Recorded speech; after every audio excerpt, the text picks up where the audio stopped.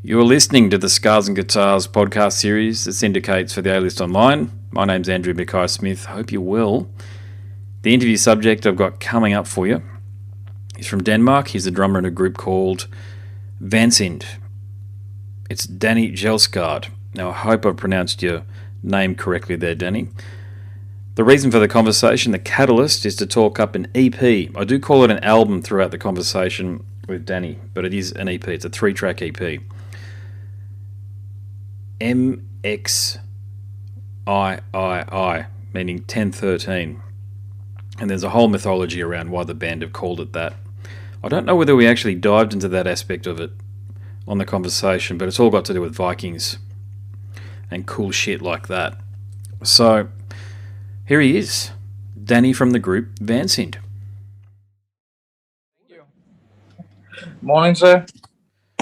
Good evening from me to you. My first. What were you saying, sir? I was just saying it's 10 past 8 for me and 11 o'clock for you. So yeah, it's the wonders of communication that we can use these applications to talk in many different time zones. So there we go. What a nice space you have in the back. Is that your man cave? Yes, it is. Funnily enough, it is. Yeah, that's where. So I'm a writer, so I do a lot of my editing sitting in that chair. Cool. My daughter's drum kit is just behind me. Oh, she's a drummer? Yeah, well, I'm trying to get her to be a drummer, but if you've, I've mentioned it a couple of times on the podcast, they're not interested in anything that I get into, it turns out, like music, or this type of music at the very least anyway, but I'm a bassist and a guitarist, but primarily a bassist, so I'm trying to get her to play drums so as I've got somebody here to play along with. Yeah, you have a cover band.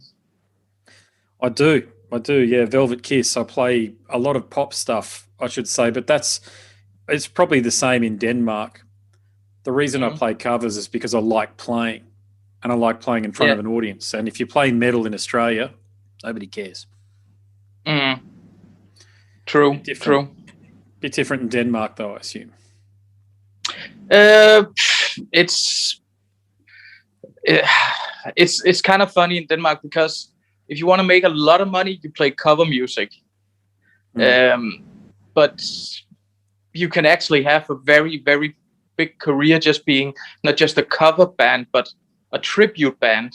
Yes, same here. Just focusing on one artist like AC/DC or Queen or stuff like that, and actually make a ton of money. At the moment, of course, you can't make any money, but you can have a really decent career. So yeah, a lot of people get. I used to play a lot of cover music too, but mainly Danish pop artists, not like AC/DC or Metallica or something like that. It was mainly just popular music from Denmark, because that's, if you want to make money, you have to play what's popular and what is easy for people to sing along to and dance to, and that's basically Danish popular music. But of course, we also have a ton of AC/DC cover bands too, because AC/DC is an amazing band and it's easy to have fun to and listen to and sing along to. So we do have a lot of cover bands, but original music is starting to get a little bit of revival, which is nice. But I've never been to Australia, so I don't even know that much about the music scene besides, a couple of artists from over there. But I mean, you got like the biggest band in the world, AC/DC, so. Yeah, we've got AC/DC. There's quite a few metalcore bands coming through, or not even coming through these days. They're huge, like Parkway Drive. They're from just down the road, actually. Yeah, they're from just down the road. Yeah, probably about 150 k. When I say just down the road, in the Australian parlance, that's about 150 k's away. That's a short trip for us. So in Europe, it's probably a long way, but it certainly isn't for in New Zealand if you say 150 kilometres, or Britain. Although there's a lot of dance music, which I know there's a lot of dance music and DJs that come out of Denmark and Scandinavia too. Aqua. There's a lot of that stuff. Although I just love playing, mate. As you know, you're a musician, you get it. You've played in artillery. You've got this great band here, Vansind, now. You've played covers. It's just about playing. It's Eddie Van Halen said, It's all about the music, no matter what music it is. It's just about the music. Yeah, it really is. It's the funny thing about, in my opinion, about, looking at cover artists is that a lot of people, I don't know how it is, but sometimes people look a lot down on like, oh, you play cover music. But the way I look at it is everybody starts by playing cover music. You get your chops as a drummer, a bassist, or a guitar player from playing cover music, pretending to be somebody. Of course, you maybe go like in a certain way and start developing your own technique, but basically we all start as cover musicians. So I can never look down on it, because I used to play it a lot and actually make a lot of money doing it. And I would still do it actually now if we didn't have the lockdown. I was actually thinking about doing it again. Maybe more a tribute band for something specific than just being a cover band. I don't know if when we can actually open up to play shows. I don't even know how it is in Australia. Can you actually even play music over there at the moment? It's very limited. And it shouldn't be, because we frankly don't have COVID in Australia. If we get a case, the problem at the moment is if there's one person who gets COVID, the whole city locks down for a week, and people are therefore scared to invest in putting on gigs, and venues are scared to book bands. And I don't know that 100% that's the case. That's my suspicion, though, that's going on at the moment.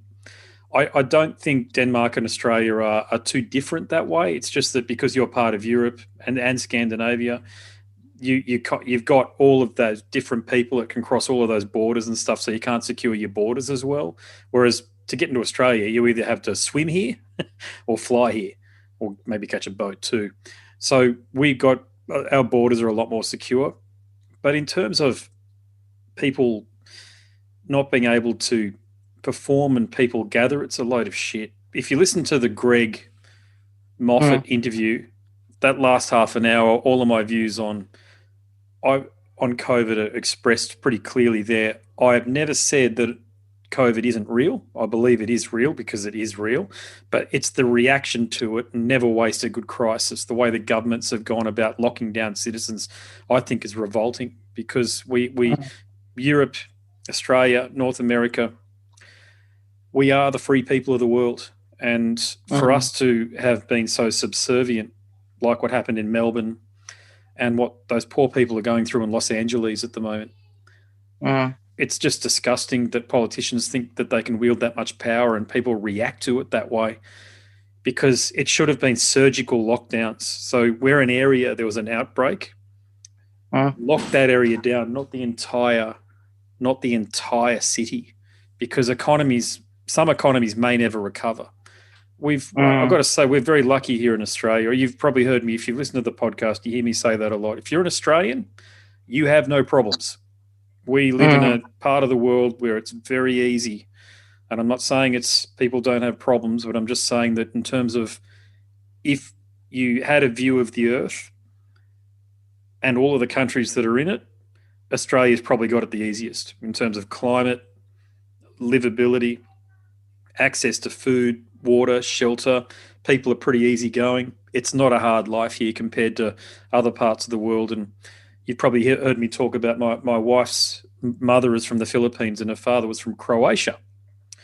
So we get an insight into what Eastern Europe used to be like when the Iron Curtain fell, and my father-in-law was beaten senseless and had to escape. Otherwise, he would have been killed in Croatia.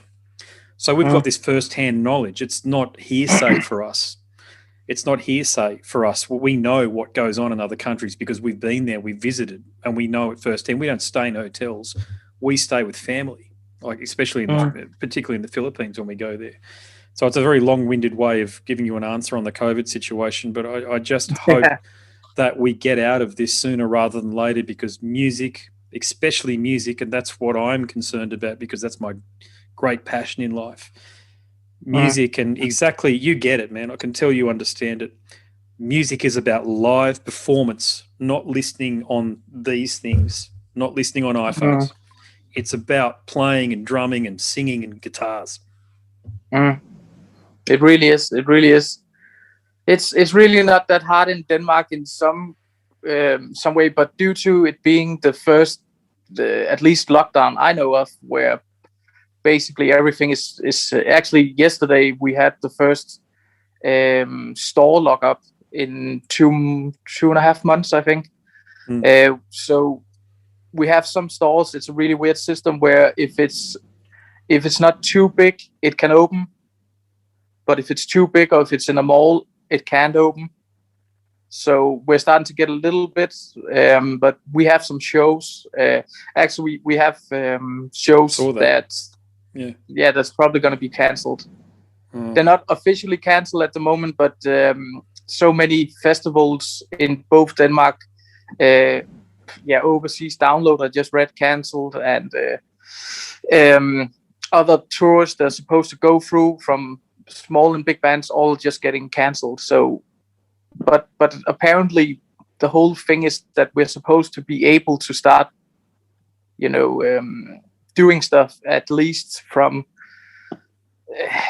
They're saying June, July, but I really don't know. I think they're lying. I really misplaced. Yeah.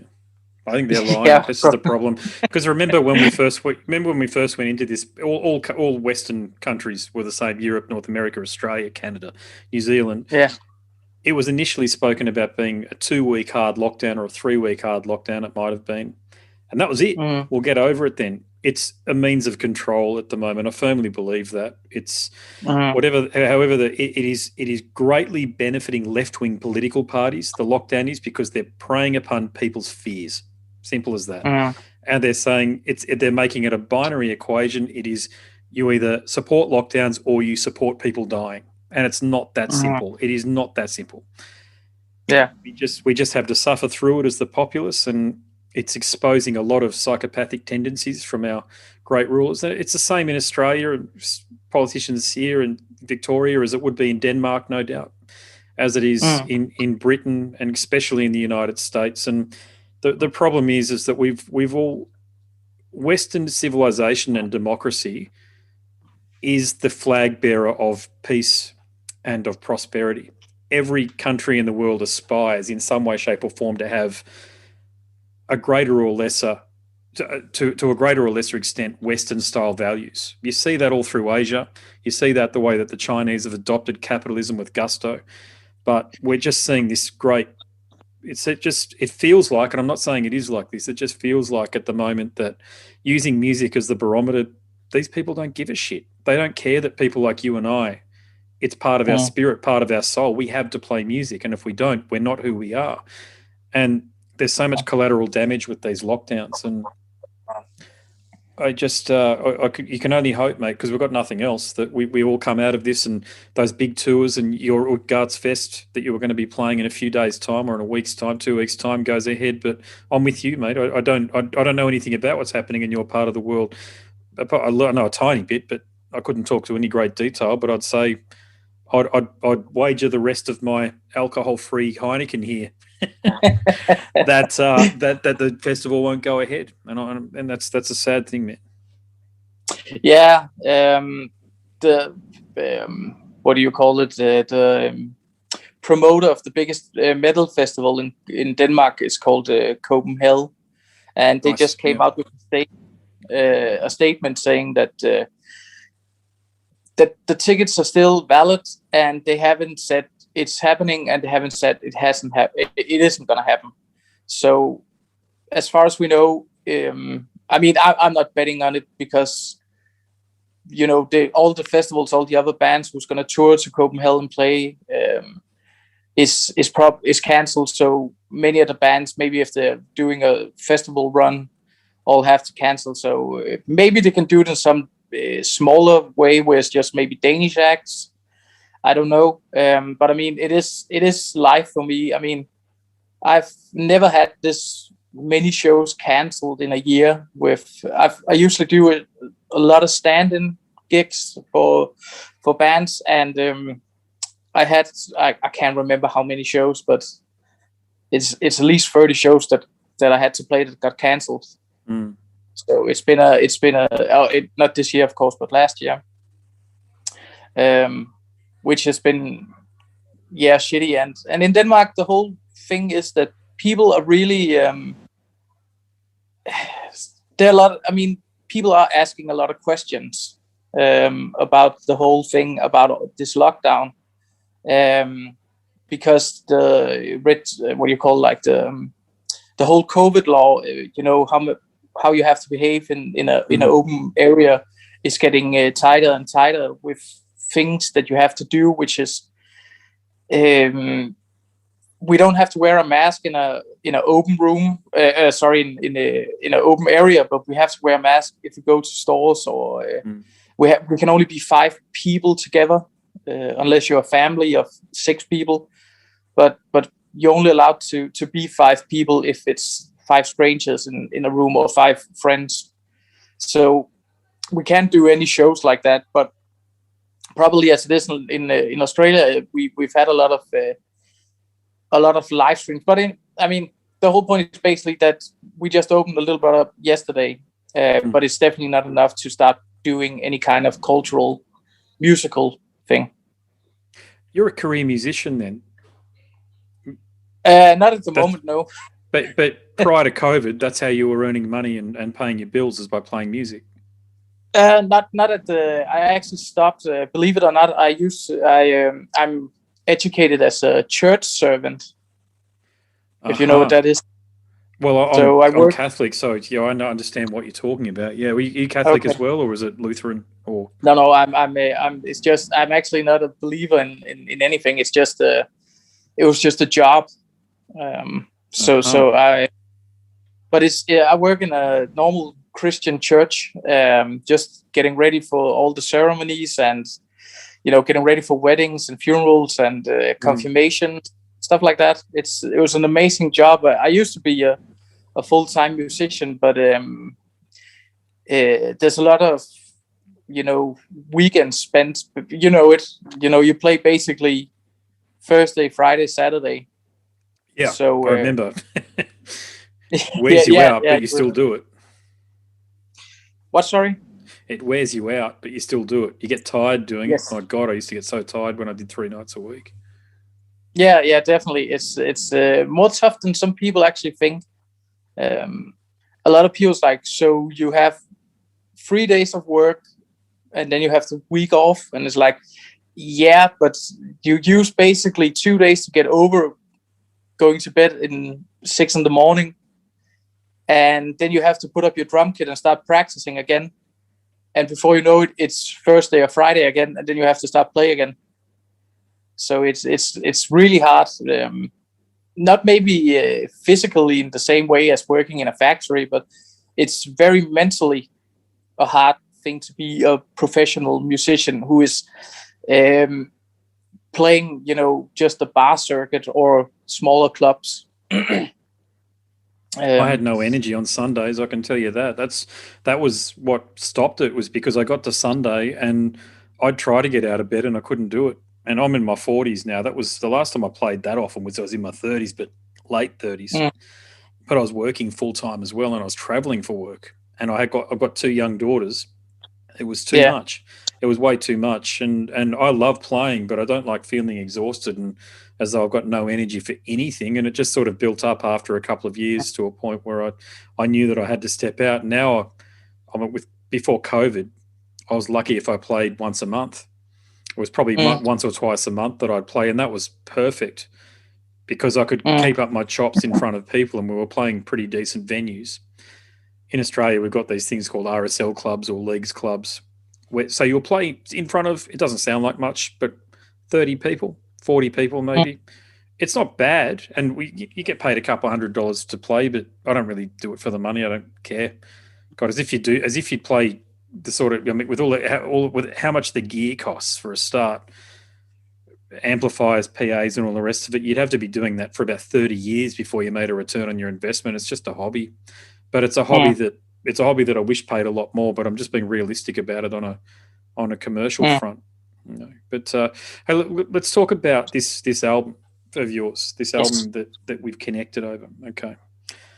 Yeah, I enjoy it. I like it a lot, I must say. And thank you to Soren. You got Soren to send it over, so thank you for doing that. Yeah, he's awesome. Sorry, my God. Sorry, Soren. You can tell that I'm Anglo-Celtic and Australian, but I can't tell the difference between the people's names from Europe. Sorry about that. No, don't be sorry. But the look, it's a three track EP, and I like that again because I can absorb the music. I had it on in the car. I had it on last night as I was helping making dinner for the kids. It's called 1013, but you got Roman numerals there. It's a nice touch. Now, for the listeners' benefit, Vansind, you guys, you use the methodology and the events from the Golden Viking Age. And the band's music that I'm most familiar with, of which you remind me of, is Helvete. That's, for the listeners' benefit again, that's probably the closest comparison that I can draw. Very different again, but you're in that pagan, Viking, almost Celtic influenced music. And I think overall the package is beautifully presented, the way that you've recorded it, because it sounds great. Very well thought out arrangements. I love the fact that you're singing in Danish and not in English, because I don't need to know what the lyrics say. It's the spirit and the energy that comes through. So after I've made all of that made those points there, the EP is released on March 26th. Yes. You must feel pretty stoked with how the package has come together, particularly because you know what you're doing. You're a seasoned musician. I'm very happy with the product. It's been a long journey, but we're still a new band. So, but the response on at least the first single, Den Far Fulle Færd, has been amazing. Like I said, I'm a very big fan of your podcast. I've been listening to it, all through this pandemic. That's actually the way I discovered it. Oh, sorry? No, sweet. No, thank you. Thank you for the feedback. Words, yeah. It's been a really big help. And so doing this and just being able to talk about your own music is for me, it's basically a dream come true to talk to somebody that you've been listening to. And so for me, this is it's a big thing. But the whole thing about this album is basically we just started writing. Or actually, the way it started was I started this band with my girlfriend, who is the flute player in the band and pianist. And when I started, the first thing I said to her, because she is more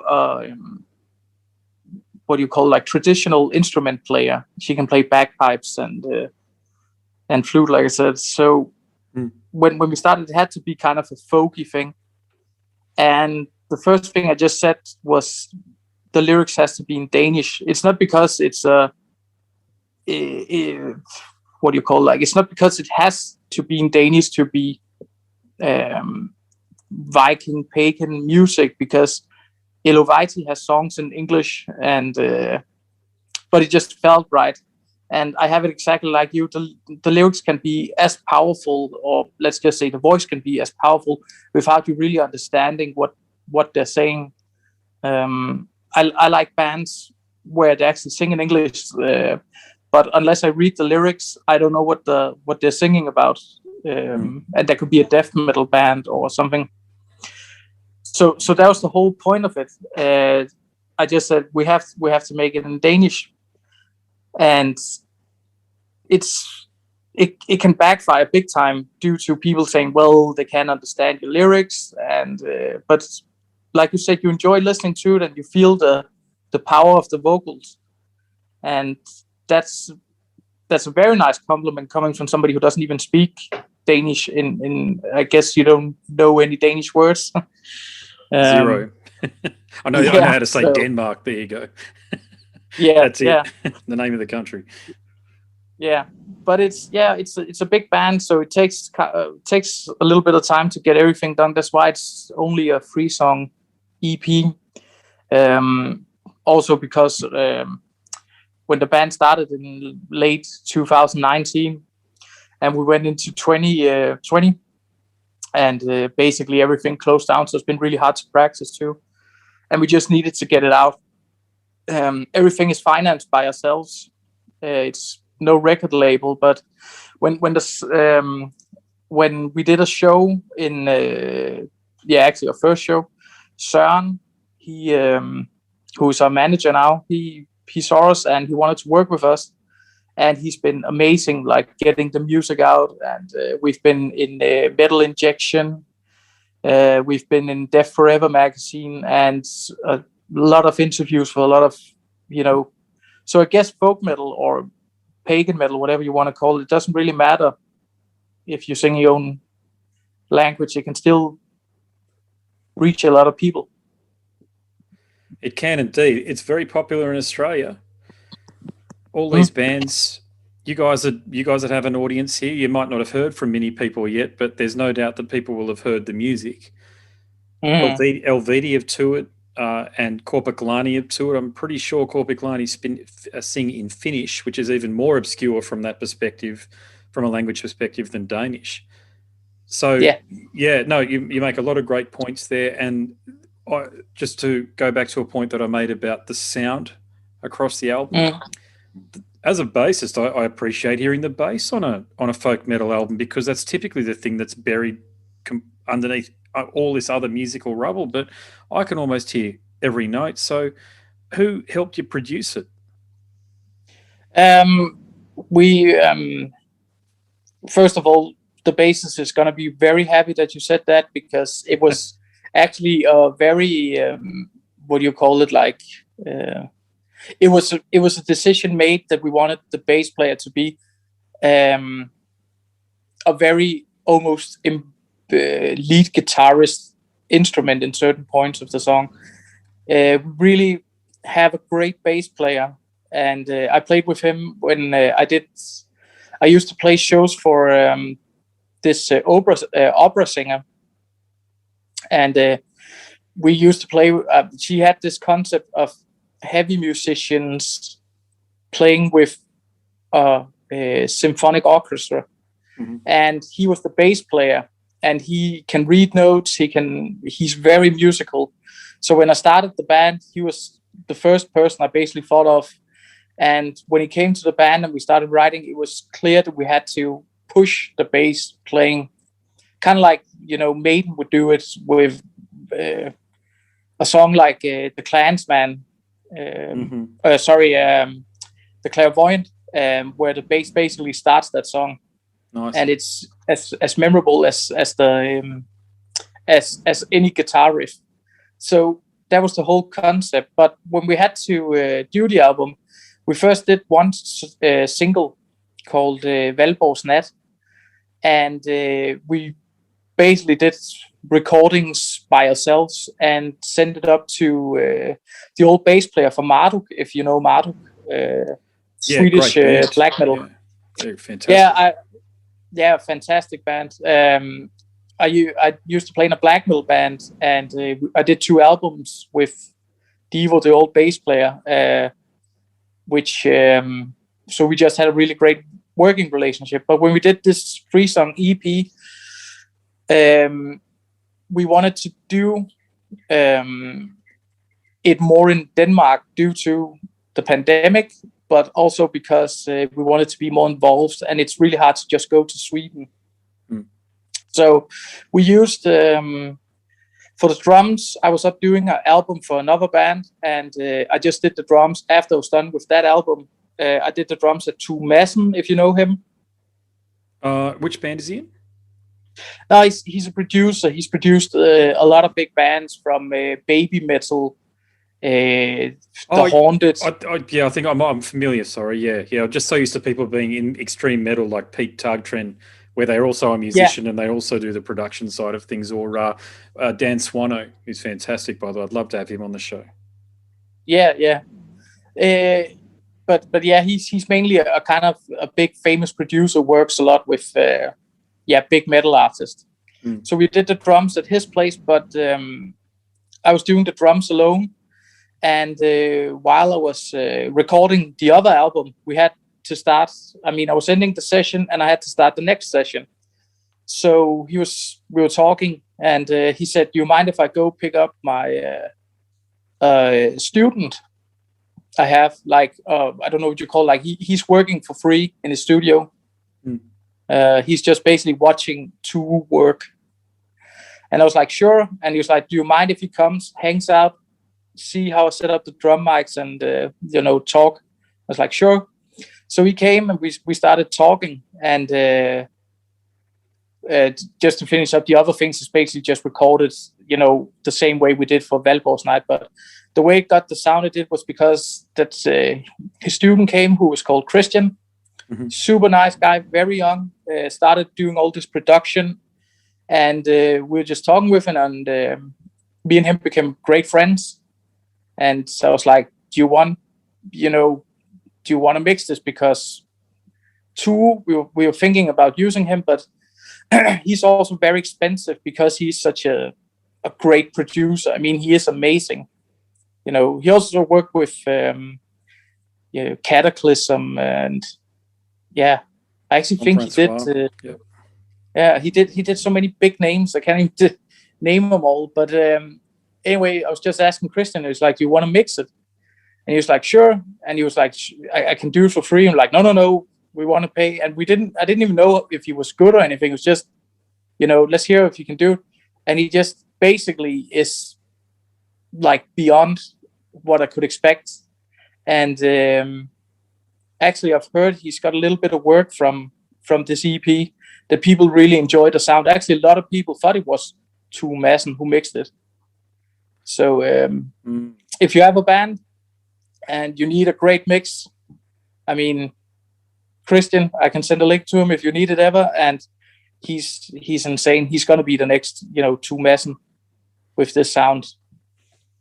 Yeah, definitely. It's a sound that I'm not intimately familiar with the genre that you guys broadly play in, as we've discussed, pagan metal or Celtic metal or what have you.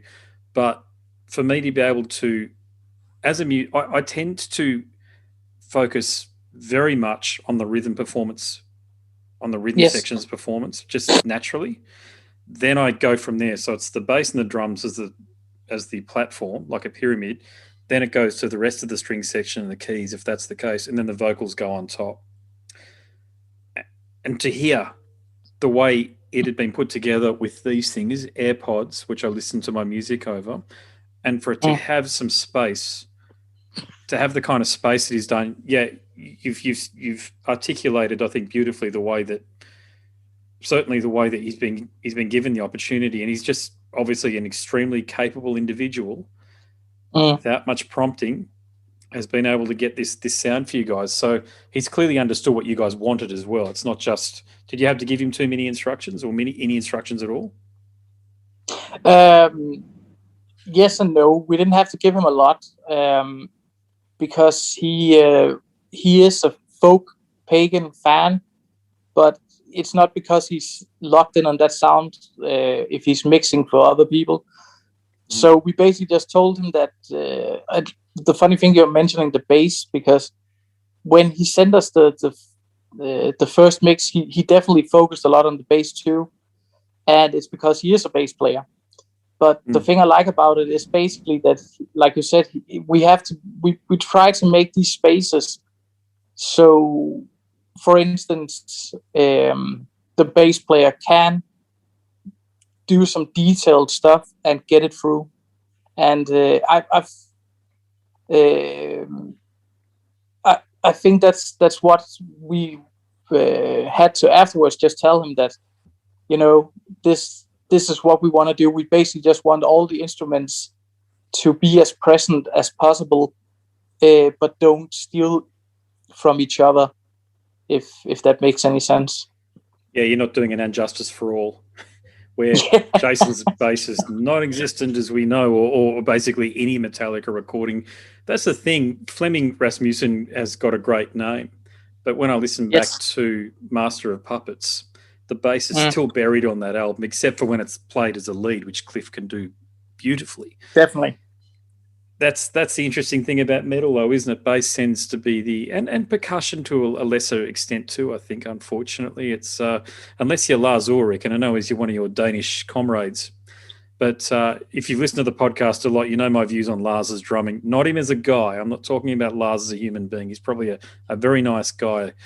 Although how high his drums are mixed is ridiculous. How that escapes the engineer and the producer's ears has got me bamboozled, because I frankly cannot listen to Metallica recordings past Black anymore. The funny thing about Lars is, like you said, he seems like a really nice guy. Great. Yeah. Great businessman. I know a lot of people who've met him, or at least people I know who've met him, said he's such a sweetheart, but he couldn't care less about drumming. It's just the means to be in the band, because the way he chooses his cymbals and stuff like, and it's not to say that he wants to rip people off, just saying I don't care, but in a sense he's like, if somebody would bring him a classic drum kit, it wouldn't impress him in any way. For him, it's the bigger picture.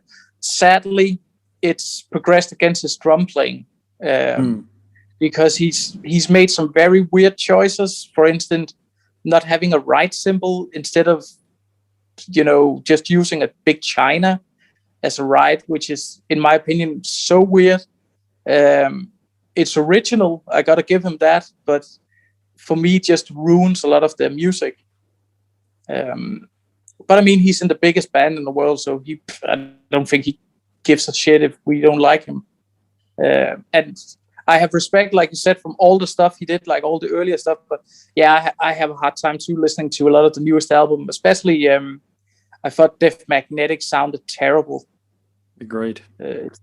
Disgusting. It was such weird recording, and the new stuff too. I've really listened to it and tried to be open about it and saying, okay, it's a choice they're doing, but why are they doing this choice? But I can't see the point. You can make beautiful albums. You have the means and the money to make the best album in the world, and it just seems like you don't care. I don't know. I mean, I don't want to talk badly about the band because I really enjoy Metallica, but I gotta say it's basically gone downhill, in my opinion. Yeah, agreed. Everything you said is similar to my thoughts too, and I've long said he needs to step out of the band and become an executive producer. To your exact point, they're the bigger picture guy, because there's guys like Tim Young, Chris Adler, Joey Jordison. If you've seen the Joey Jordison performance from 2004 download, seen the recordings that are now available, I think they're new and they're not new recordings, obviously, but they're newly available recordings.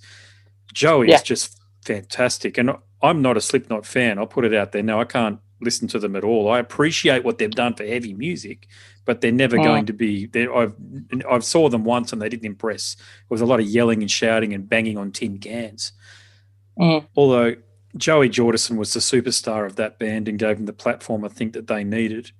And to hear him perform the Metallica songs on the money, on the beat with double bass, it just breathed new life into those songs for a few minutes. And you could see in those videos how happy Kirk is, the guitarist, of course. You can see him staring at him going, I haven't done this before, because he was so much more on top of the beat than what Lars ever is. Lars is more like a stoner rock doom drummer, and he's sort of, isn't he? And it takes so much away from the urgency and the power in James Hetfield's vocal and guitar performance. Yeah, actually, the thing about them is that after they become really good friends, it's like they don't have to impress each other anymore. It's, when they go on stage, it's not like, oh, I have to show you now. And I mean, respect to the guy, respect to the band. But yeah, with Joey, I've seen the performance. They've been circulating this drum cam video of him playing Creeping Death. That's the one. And he's destroying that song in the most positive way. And that's when he was on top of his game as a musician. And I mean, the cool thing about Joey is when he plays with Metallica, he doesn't seem nervous. I mean, ask any other musician if they had to play with Metallica and they only had 3 hours to maybe learn 10 songs. Even though you maybe know them by ear, you still have to perform them with your favorite band in front of 100,000 people. And he goes and he plays so confidently. Like you said, Kirk comes up and just smiles at him and just says, "Yeah, we're so locked in." Yeah, that's what even I saw. if he plays a little bit faster. I thought that faster edge gave the songs that thrash vibe that they needed and has been missing ever since about 1988. And I heard it again when I've watched that Joey Jordison performance probably 10 or 12 times. And here's a fun fact for you. I actually interviewed Joey for the podcast, but I couldn't release the interview. Shit. Happened a few years ago. Nothing bad. What happened was he's famously not that enthusiastic about interviews, but he agreed to do one with me and a few other people. And I don't know what happened on the day that the interview was due, but I gave up on it. But I thought, it's Joey Jordison. So what I'm going to do is I'm going to start driving home, because I was down at university, and I thought I'm going to start driving home, but I'm going to set up my laptop next to me so as it doesn't go to sleep, turn Skype on, so when the call comes through, I'm ready to take it. Of course, 15 minutes into my journey home on a highway, it calls, it's his publicist or the conference host, with him waiting to come through. And I took a turn off, and I couldn't have taken a worse turn off on the highway. I couldn't pull over anywhere. So God help me if any police are listening to this one here. I had to conduct the interview whilst I was driving, and occasionally look over at the questions that I had organised, because it was about his other band, Sinsanum. And of course, I interviewed Frederick Leclerc, whose band it is, 2 times, I think, about it. And that was one of my albums of 2017 or 18. It was released in one of those 2 years there. Joey he couldn't do what we're doing now. It's not his bag. That's fine. There's no criticism at all. When I listened back to it, apart from hearing my keys jangle, and it sounded like I was completely disorganized because I was trying to focus on driving.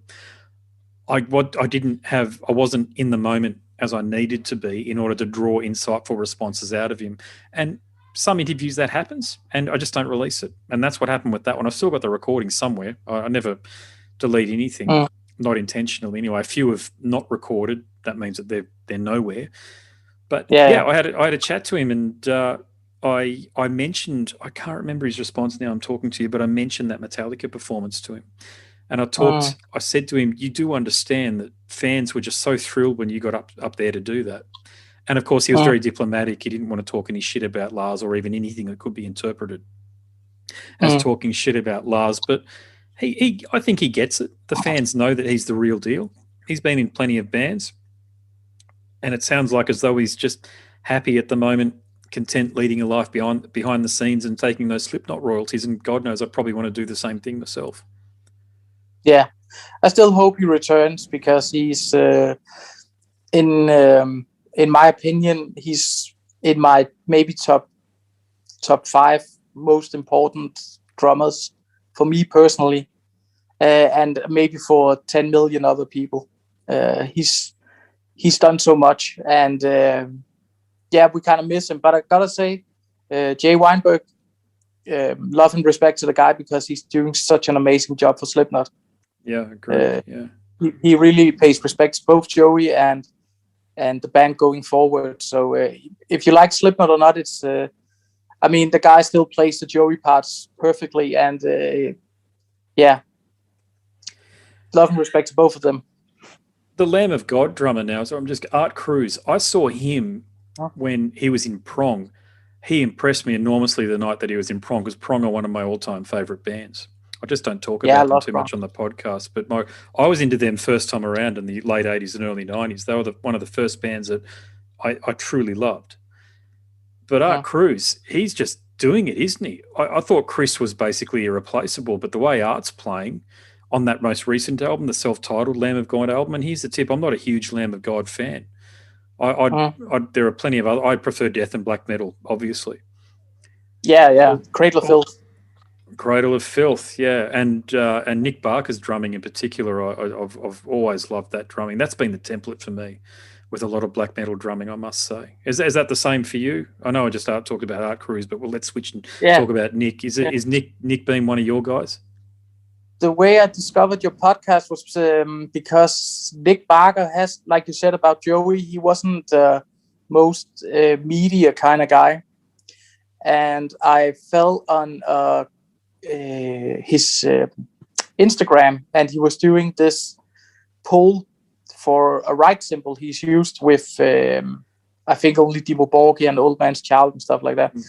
But anyway, so he was saying in the video, I think, was, I want to be more social on media. And, so I just basically went on Google, searched his name. And I think the first thing that showed up, because I wrote Nick Barker or Nicholas Barker podcast, and yours showed up, and it was, I think it's about 2 hours or something.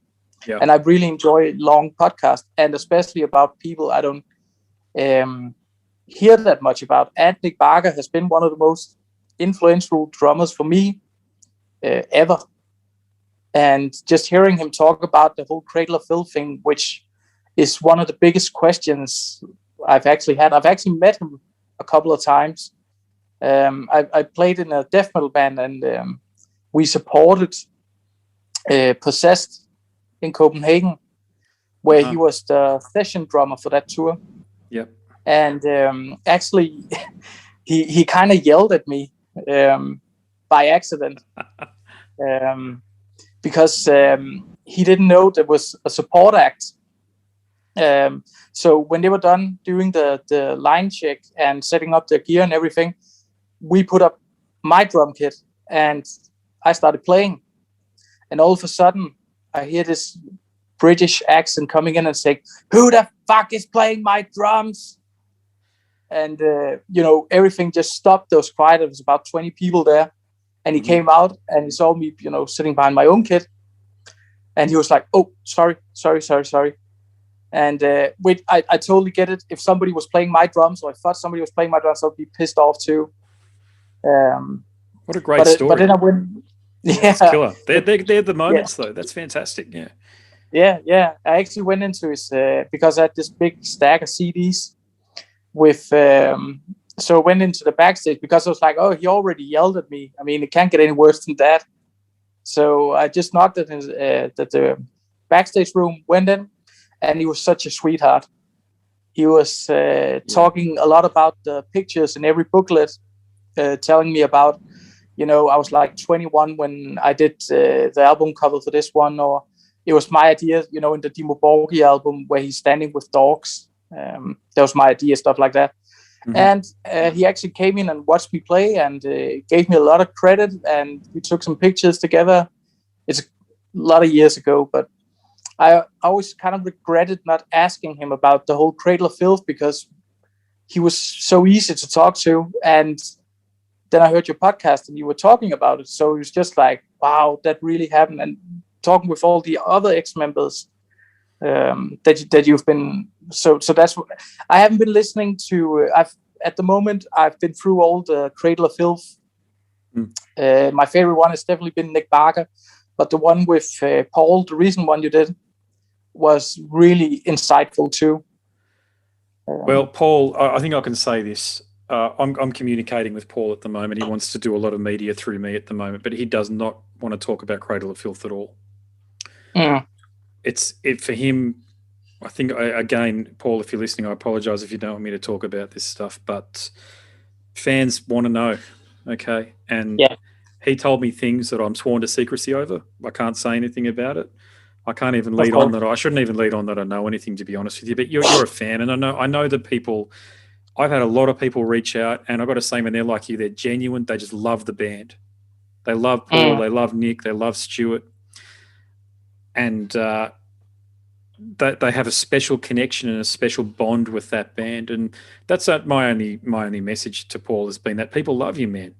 People think you're important and you're special to them. This music is special and important to people because a lot of us we're a bit different from mainstream society.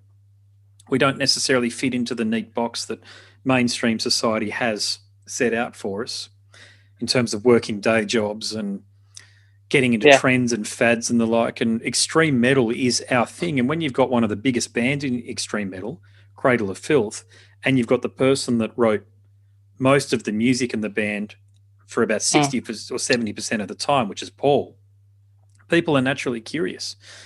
But he's got different things going on. And what I can tell you is he's shared with me the Unnamed Horrors. He's shared with me a few tracks. You will not be disappointed with what he's done. It is better than anything he's done with Cradle. I can assure you. It doesn't have Danny's screech on it, and his music is all the better for it. He's organised a choir, a proper choir, like a cathedral style choir around it. And one of the songs I can't wait for people to hear, because he's just got the most gnarly Deicide like guitar tone on it. It's just this crunchy Hoffman brother-esque guitar tone mixed in with his old one. It's just vicious. With all of the choir thing going on, man, when he releases it, he has, as you probably heard through the conversation with Paul, his expectations are zero. He just wants the music to be out there and whoever finds it. I hope it does a lot more than that. I hope it creates a new audience for him. He already has a built-in audience, as you know, with all of the Cradle fans that are out there. I would also love to see, just switching and talking about Nick, when Nick spoke about him, Stuart, and Les getting together again. Now that would be special. I really hope that happens, and especially now when they have the time basically to actually do it. They, in my opinion, they should just do it, because, like you said, it would be amazing. And I mean, I enjoy Medium for what it is. It's definitely not an album I listen a lot to, but I really enjoy it when I listen to it. But it's definitely not on the levels that those three guys were doing. Not to say anything bad about the whole Cradle of Filth catalog, but there's a reason why they got so famous that they did. It was because of that whole new wave of British heavy metal. Correct. Meeting maybe one of the best drummers at the time with, like Danny or not, a vocal that at least I haven't heard when I talk to older metalheads, saying that if you didn't matter if you liked Cradle of Filth, you paid attention when the guy was screaming. It was so extreme at that time, and the whole organ sound, it was so amazing, and I miss it. And I would like to hear the last album that should have been but never been come to life. So crossing fingers, man. I know you're thinking about writing a book about them and kind of getting them together and talk about it. So I'm hoping it would inspire them to say, let's do it. Well, that's what I can only. I'm just me, so I have my ideas and I can share them with you and everybody listening. What I hope happens is that I'm determined to write that book, by the way. As far as I'm concerned, that's going to happen, because I am a writer these days. I'm actually, today, that's all I've spent today doing. I'm at Queensland Writers Centre. I'm forging a career as a writer. Simple as that. I was going to approach Nick and say, let's just make it your biography.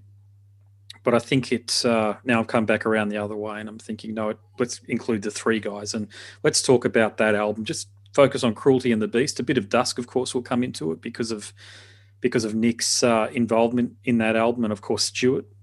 But Stuart is the driving force behind Cruelty and the majesty of that album. And that album that you were talking about that we never got to hear, that apparently, and as you've listened to the episodes with the guys, is almost written, so it's there. It's not in the can, but it's demoed. The Clive Barker concept album. When Stuart told me that interview was 4 years ago, if you can believe it, bit over 4 years ago now with Stuart. When Stuart told me that the follow-up was a Clive Barker concept album to Cruelty and the Beast, I couldn't believe that we as fans, you and I, people that have bonded with the band and that album, missed out on that. Because I love Clive Barker. I'm the sort of person that wants Hellraiser to win. I love that stuff. I still, to me, I don't get scared by it. I get nostalgic about it. It's great art. Doug Bradley's a great actor. And that whole universe is very important, again, to people like me. It's our childhoods, our teenage years, like Cradle. It's not scary to us. It's just something that we find fascinating and are drawn to. So for Stuart Nick and Les to have been working on that, and for that album to have been demoed and potentially be the songs to be ready to come out soon. When I write my book, I'd love for that album to come out at the same time. They're just going to have to find a vocalist, but that shouldn't be too hard. God knows there are enough people out there that can imitate Danny now. Yeah. Like the band I actually sent you called Ilnat, or Ilnaf, the way you present it. Yeah, that was you. Yeah. I remember now. Yeah, yep. Yeah, it's more melodic than Cradle of Filth, but his vocals is definitely inspired by Danny. So he would definitely do it, but I don't know if they would go and try and do it maybe another way and maybe change it so there wouldn't be a lot of problems from that camp, the Cradle of Filth camp. I don't know if they still have that, thing against each other, but yeah, I would love to hear that album. That would be a total, please do it in 21. That would really set up after all this pandemic stuff and just hearing unreleased material from those guys. Yeah, I don't know, to your point there about there being any beef between the guys. I don't think there's any beef, but it's all out there for people to hear, but Nick doesn't like Danny. Stuart doesn't think much of Danny either. And so for them, I don't think they'll ever. There shouldn't be any doubt that they'll never ever be on a stage together again. Danny and those other guys. I don't believe for a moment it'll ever happen. There isn't the money in extreme metal to do an Eagles style reunion or a Motley Crue style reunion. There just isn't the money around and available for that. My thoughts always have been, since Danny did the Dusk, the remistress. What was it? No, it was the original Sin of Dusk. So the Paula Linda version, and the remistressing. So the remastering. It's called remistressing. It's just the marketing term, but the remixing and the remastering of A Cradle. With the latter, with Cruelty, not Cradle, with Cruelty, what he could have done, and in a lot of ways what he should have done, is invited everybody back for interviews, to contribute liner notes, old photos, old demo recordings, and potentially even a one-off performance. I would have travelled for that. And then put the tickets online and maybe them go to the higher bidder. There would be astronomical interest in that. I think Danny at the moment, my opinion, of course it is because I'm expressing it, it's just a business at the moment with a little bit of art thrown in. That's it, because of the amount of band members that they've gone through. And I made this point on the Greg podcast.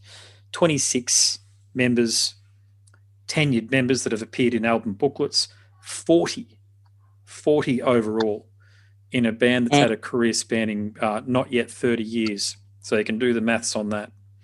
Yeah. That's an incredible statistic. I don't know. There might be. I don't know of any band that's been in the spotlight, and that's the key term, in the spotlight.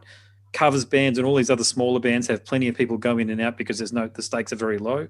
But in a band like that where the stakes are high and where Danny doesn't write music, I can't understand what the issues have been. Okay, I have some insight into what the issues have been inside the band, but it just seems like, and I don't mean this in a bad way or an unkind way, Danny is a Napoleon character.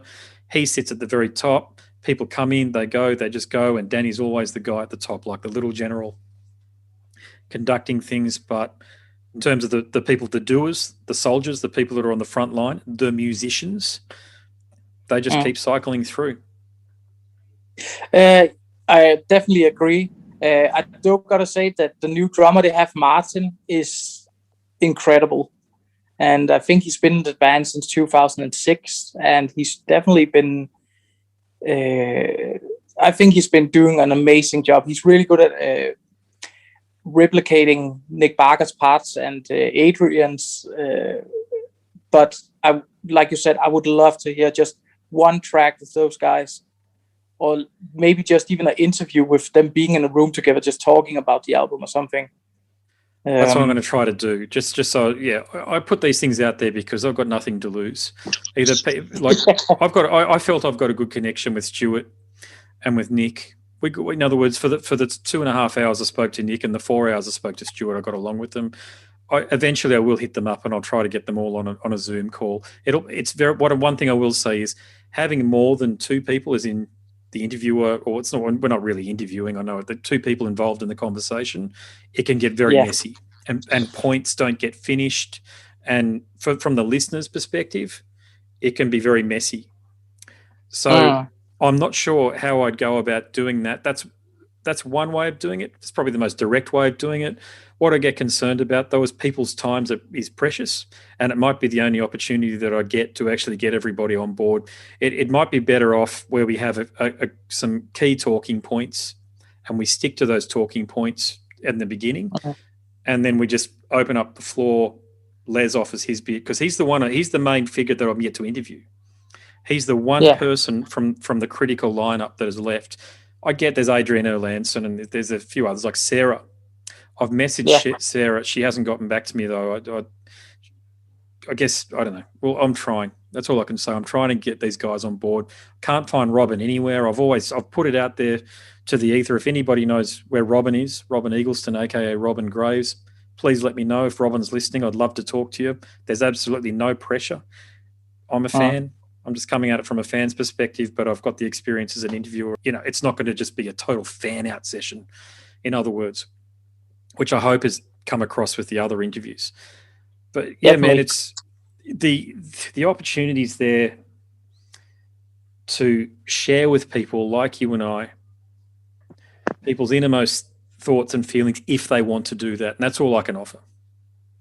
Definitely. And that's probably why I've started listening so much to the pod is because it's I have to think of the right word, but it's you ask the right questions without being rude. Thanks for the feedback. You know what I mean? Yeah, and maybe don't, because it's a classic thing when you talk to somebody and you get starstruck. You have all these questions, but at least the times I've met people, like when I met Mr. Barker, I really wanted to ask him, I don't know, 1 million questions. And some of them were burning, but I just didn't have the, I don't want to say guts, but I just didn't want to bother him. Like, am I stepping on something that's maybe too personal? Even though it's just me and him sitting, talking about drums like we did, and settings, and he was getting a little bit in on the Cradle of Filth, and I really wanted to ask him, like, are there any animosity between you? Would you ever get back in the band if you got the right offer? Would you even tour manage them? I had so many questions, and I just didn't dare. So that was why I was really happy when I listened to it, that you kind of asked them some very personal questions, but it didn't seem rude or like you were scared to ask them. Yeah, which I personally myself would be, because I got starstruck. Yeah, no, I genuinely appreciate that you've mentioned that, because one of the things that I've always it's you can't do it straight away. Like one of my first interviews was with David Vincent. Now, if I feel strongly about Cradle of Filth, it's another thing entirely about Morbid Angel. They're my all-time favourite band. I love Morbid Angel so much I've even interviewed Trey's mum. So if you go and have a listen to that episode, and you'll hear some questions on that I ask about Trey, because Trey doesn't do interviews at the moment, or he's extremely selective about the interviews. Yeah. I'm listening back to all the interviews you have. I have this podcast app, and I'm saving episodes that I want to listen to, and I think I have about, with you and some other podcasts I'm listening to, I think I have about 200 episodes that are just waiting to be listened to. So I'm going to go back and see if I can find one, because I only got, I think, maybe back to the Stewart one, and I haven't gone back from that. Oh, I listened to the Danny Filth one, which was pretty good too. That was an earlier one, I've got to say. I was on the fence about whether or not I even wanted to interview him. But I did make some points about Stewart and that nobody has ever made. I know that because I must have listened to tens of podcasts with him, and I'm with you. I'm with you in so far as I can't understand why, if you're an interviewer and if you're doing what I'm doing,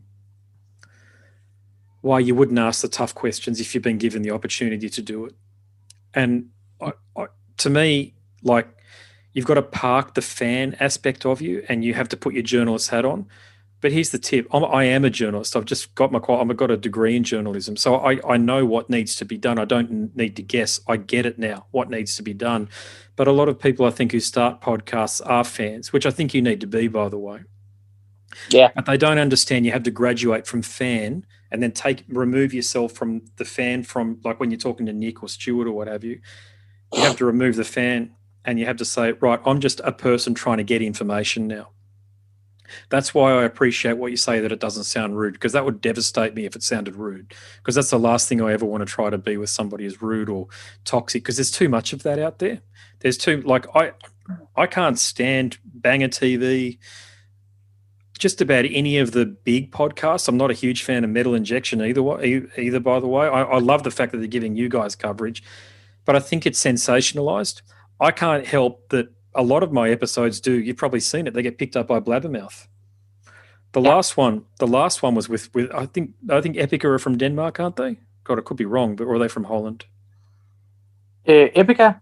Yeah. They're not Danish. No. No, they're from Holland. Anyway, Mark Jensen.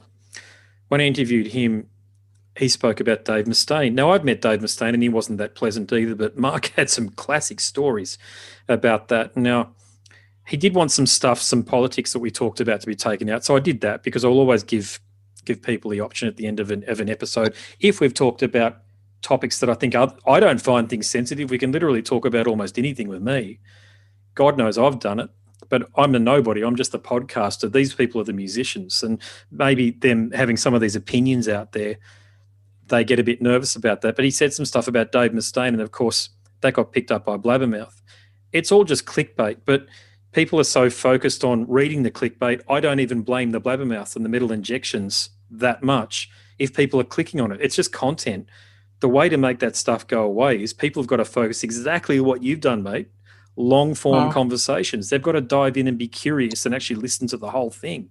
Otherwise, if you're just getting a tiny snippet courtesy of clickbait, it's bullshit. It's just gossip. It's no different to one of those women's mags that have the British royal family in it constantly, or your princess who's from Tasmania, Mary Donaldson, in it, and her kids, and those stupid magazines that keep on focusing on the gossip. That's all Blabbermouth and Metal Injection are. But I don't blame. A lot of people don't like Borovoj Crayon. He's the Metal Maniacs writer that owns or set up Blabbermouth. I don't. Even though I've cringed at some of the stuff from the podcast that's gone on there, people have just got to stop clicking on it. There's another side to it, though, which is that it is promotion for bands too. And that somebody might read about this comment that Mark Jensen made about Dave Mustaine being the face of Megadeth. Because it's if you listen to that episode, it's hilarious what he says about Dave, by the way. I was laughing quite a bit during that one there. But now people might get into Epica from reading the Blabbermouth article. So I see the yin and the yang to it, is what I'm saying. Yeah. It's like Gene Simmons says, there's no such thing as bad publicity.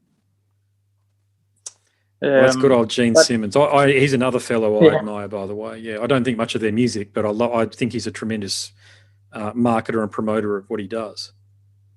Yeah, I'm a big Kiss fan, so I have so much respect. I know he's kind of a silly person, and he has his moments of cringe, especially when he does some of those really awkward interviews where he's. I can't even come on one, but I can't even think of one right now. But I'm really good at separating the artists. You know, I can listen to Burzum without, thinking about him being a murderer. And the same thing, I guess, with Gene Simmons. But I do respect him as the guy he is. I also read his book, which is really interesting. Yeah, I agree. The Burzum one is interesting because I interviewed a fellow who's in a band called Zielador, I think, is that the name? A Swiss. They're from. Oh, it's not going to make any sense now because I can't remember the name of the band and the name of the fellow. But anyway, this he's a black guy, but he's half African American, half Swiss. and Zeal and Adore, I think the band name is, I should say, but they're mixing like gospel music and black metal. And he told me one of his favorite bands is Burzum.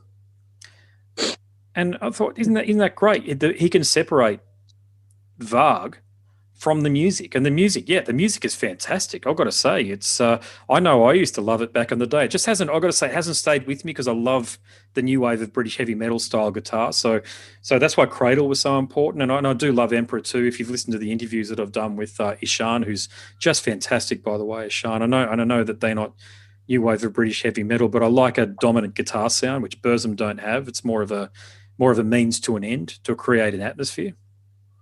Yeah, definitely. It's I mean, you got to be in the mood to listen to Burzum. Great. You can't. It's not easily listening music. You really have to. But when you really are into it, you're really into it. But I don't agree with anything he says about basically all his racism and his views about killing somebody. Where he was like, well, he basically deserved it because he was an idiot or something. But I can definitely separate it. I can just say, that's your opinion. Your music's fantastic, but I don't agree with you on anything, basically. Yeah, I besides you make great music. Yeah, great music. I think he's one of those QAnon conspiracists these days, isn't he? He gets right into that stuff. I've followed some of the stuff that he's done. Like, not to say follow, I've watched a few of the videos. They just seem like the ramblings of a guy who's got way too much time on his hands. The racism shit is just dumb, and you can always just ignore that stupid shit. He gets enough.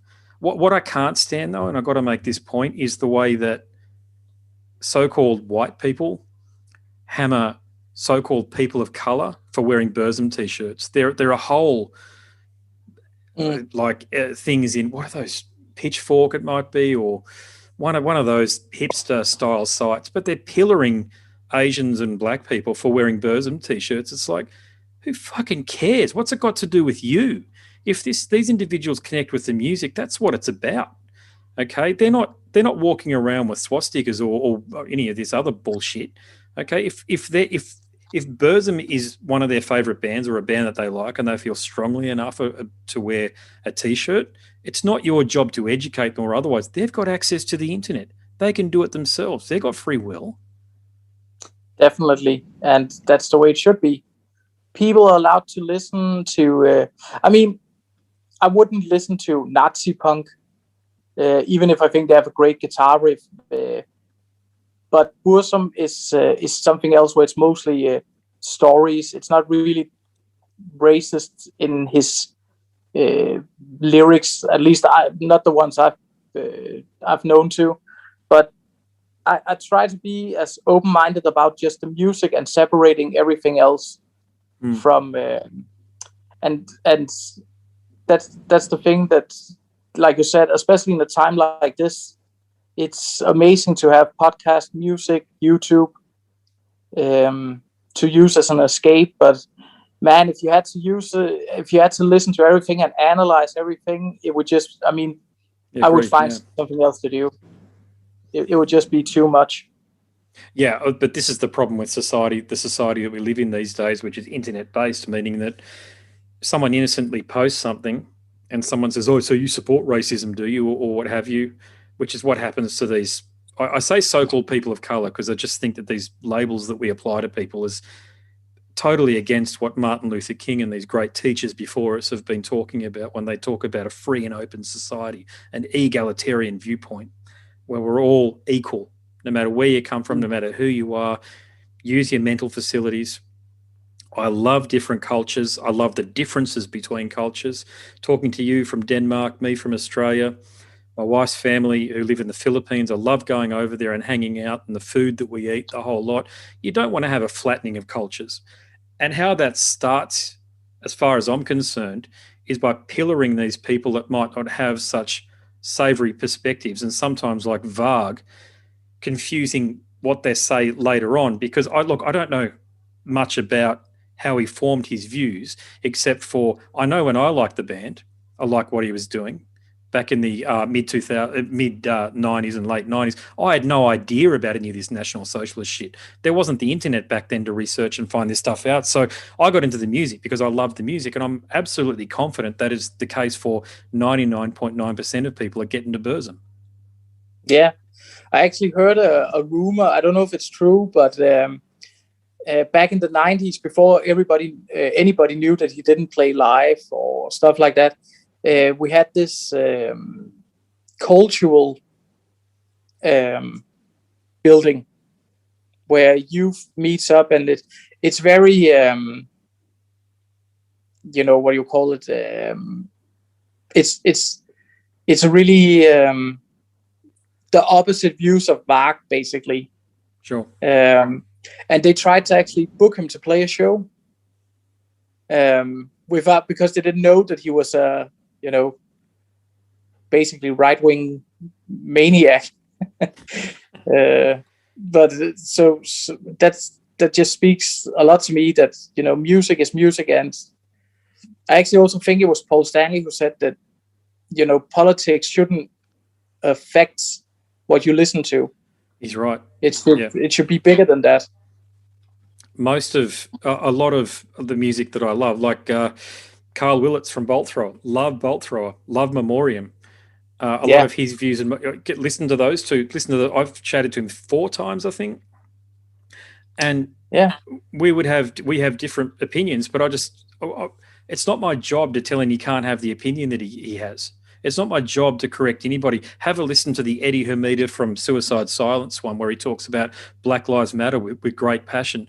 Now, he said some things in there I don't agree with. It is not my job as an interviewer for what I'm doing with the podcast here to correct anybody and tell them, have you thought about this or what have you? You can express an idea no matter what it is. I mean, there are going to be some exceptions. As if anybody would be stupid enough to go onto a podcast like mine and talk about supporting pedophiles or something like that. I do have a firm wall up about some things. There are some things like that, of course, it's not just because I'm a parent. That's just something that's way out there, and you know, and domestic violence and all of that sort of shit. That stuff, that's the stuff that I've kicked a guy out of a band for beating up his wife. I can't abide by any of that shit. But when it comes to political perspectives, we need to be able to talk about these things. And then if we talk about them people talk about them on the podcast, like what Eddie did from Suicide Silence, even if I don't agree with a lot of his points, there's a lot of points I don't agree with as well. Some of them I didn't think he was that informed, but he had a strong opinion. That's okay too. This is the issue now, is that people think they have a gatekeeper role on the internet and in society to tell musicians what and how to think. And it's bullshit. And it's something that I will never do. Is if somebody can come on the show and espouse virtually any political opinion they want, and I will not challenge it. It is not my job to do that. I'll express my own. And if we have a conversation about it, that is a beautiful thing as far as I'm concerned. Yeah. I thankfully haven't, what do you call that?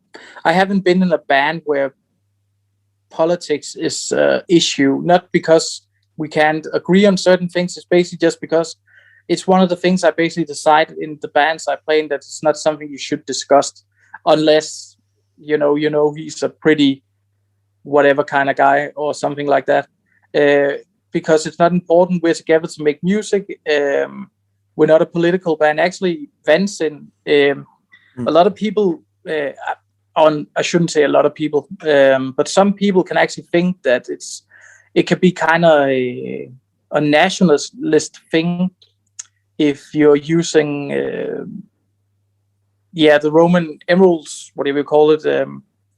I know Tyr has been claimed to be a racist band. Tyr is a Faroe Islands amazing proggy folk band. Which is definitely not a racist band in any ways. I actually know the old drummer very well.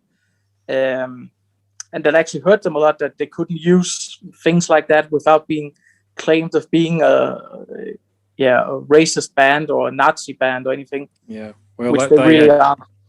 They should never have stopped doing what they're doing, and they should never, if they apologize, that was wrong. Because if they're not racist, and if someone calls you a racist, you go after them. Because if they've got no evidence outside of hearsay and they're just saying that you are with no evidence whatsoever, then you defend your turf. Any band out there, because that word is being thrown around like confetti at the moment. It is being used to divide, and we in Australia, we are an incredibly multicultural country. I made the point, I think, with Greg, that a third of the people living in Australia these days weren't born here. They either hold citizenship or are permanent residents. This whole idea that we are moving toward racism and not away from it is a lie. It is a lie. The proof is in the pudding. I'm the only, using their parlance, because they like to divide people into colours, I'm the only white person in my household. Because my wife's dark, man. My daughter is dark. I hate all of this shit, dude, but we're the same blood. So how's that? It's a ridiculous way of looking at people basing it's intersectional politics, it's identity politics, it just seeks to divide and conquer. It does not uplift people. None of this stuff will. Otherwise, when Obama got into power, they got close to ending racism in the United States. But instead, discussion about it seemed to accelerate. And bands, because we're talking about the music, I try to keep it as music focused on the podcast as I can. And then for it to extend into the realm of music is just ludicrous. And as I say, there's just no evidence. There's no evidence for the increase of racism. You can't use the worst amongst us all, like the police officer involved in the Floyd Rose death, as the example of the rest of us. It doesn't work that way. Okay. You can't do that. If you do that, you get what we've seen, which is riots, looting, all of these issues that we've seen all across the world in the last, or the US specifically, but the world has had all of these Black Lives Matter protests. So be it. Fair enough. Okay. But we've had a few of them in Denmark. I did see that there, and we didn't have. I think we had one here in Brisbane, and there was a few, I think, in Melbourne. But it's got to be rational. We've got an issue here in Australia at the moment where there is extreme abuse and the sort of happening to kids in remote communities, which are Aboriginal communities. It's an incendiary topic here in this country that people don't feel that they can talk about. And there are some great people out there like Warren Mundine and Jacinda Price that are doing God's work, as far as I'm concerned, on that front, and raising awareness of the real issues that are happening. They're not talking about somebody who identifies as black being ignored in the shop or what have you. They're talking about real instances of disadvantage and of the kind of abuse that is difficult for me to even talk about happening to children in some of these communities. And but people want to focus on this one, I call it the social media version of things. They're not focusing on the real life version of things at the moment. And it's something that people are they're hamstrung about having an opinion over and talking about. They don't know where to go with it because they don't want to be called racist. But I say it now, and I'll say it to anybody listening, that if you get called a racist by one of these woke warriors who have no fucking idea about anything, then you defend your turf. Do not back down and go after them. Okay, because if they try to cancel you or do whatever, then you defend what you've got, because too many people are folding at the moment, and it's not right, and it's sending the wrong message. And you know what it is, mate? It is totalitarianism, like what I spoke about with Greg, the rise of this woke totalitarianism, and it's not going to end well unless we stop it, and unless we're not afraid to talk about things which are difficult to talk about. Definitely couldn't agree more with you. So let's bring it back to the music, because here's a question for you. Yeah. You talked about the complexity in terms of bringing all these people together. And we spoke up top about the impact of COVID on the fact that you can't gather in groups of more than 5 outside of a family. So how on earth did you write such a complex EP together? Did you do it through Google and through Google Drive and all that sort of stuff? How did you compose the material? The way we did it was the first song we did, which was again Valborg's Night, was done mainly by the guitar player, one of the guitar players, Gustav, and he basically wrote out an idea, and we kind of arranged it together. And we had kind of problems before we got the new guitar player, who's called Thor. We had a couple of guitar players. One of them had to quit due to he had to be a parent, and the other one, it just didn't work out. But he wrote a lot of music, so we actually had a lot of music written and practicing. But then he decided he didn't want to do it anymore, so he split with all his, I think it was like 6 songs or something. And we were kind of being, we only had this one song we've written, basically, an idea, but arranged together. So the way we actually started practicing was basically a way I'm not used to, because I've played with, I don't know, maybe 40 bands through my career. Some of them sessions, and of course my own projects, where basically maybe one guy writes it, sends it out to everybody else and says, learn it. And maybe we don't even meet in the rehearsal room. I just go to the studio, record the drums, and the song is done. But here we couldn't do that much. We could only meet a couple of us. So we just met up, and basically somebody, maybe Gustav had some guitar pros of some riffs, and we just put them all together. Actually, the one song, I guess the one you think about with a lot of bass, Gæstebud, that whole long section where there's a lot of bass, keyboards, it's very moody, Yes, I know the bit you're talking about. Yeah, a lot of building. That was basically my idea. I didn't write it, but it was my idea. It was like, I want this part, so I arranged it without writing any of the guitar parts or writing the bass. But it was like, okay, it should be 8/8/8, and every time this and this and this and this. Actually, I based it on the Seventh Son of the Seventh Son by Maiden. That long part. Beautiful.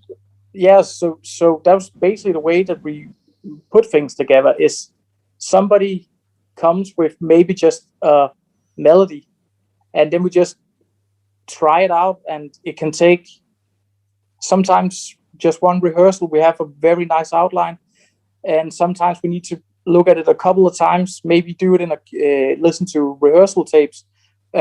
My girlfriend, who's like I said, the keyboard player and flute, she would sit at home, play something on the piano, just say, does this sound good? And we would discuss it, maybe, change the sound, put up the tempo. And so it's really the first time I've ever done it so old school that we doesn't have any guitar pro really before the song is done. Actually, everything else is rehearsal tapes. So it's actually like writing in an old-fashioned way, which is difficult due to the pandemic. But every time they've had those where they open up and we can meet maybe more people. Actually, at the moment, my rehearsal space is closed. It's you can't use it. So I'm actually practicing at my my mother-in-law. She's really cool.